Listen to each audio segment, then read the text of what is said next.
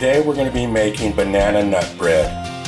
The ingredients are 1/3 cup shortening, 1/2 cup sugar, 2 eggs, 1 3/4 cup sifted all-purpose flour, 1 teaspoon baking powder, 1/2 teaspoon baking soda, 1/2 teaspoon salt, 1 cup mashed ripe bananas, 1/2 cup chopped walnuts.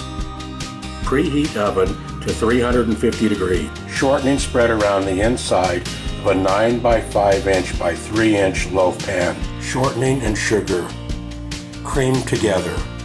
It's like mixing really well. Creamed together, shortening and sugar. Add eggs and beat into mixture. Eggs beat into sugar and shortening. Mix together dry ingredient. Banana ready to smash. Smashed banana. Add dry ingredients, banana, to your creamed mixture a little at a time till it's all combined and mixed well. Adding more dry ingredients and banana. Ingredients mixed together. Now add your chopped walnuts. Chopped walnuts added.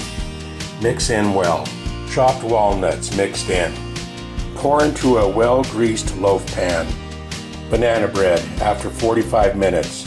Bake 45 to 50 minutes or until toothpick inserted in center comes out clean.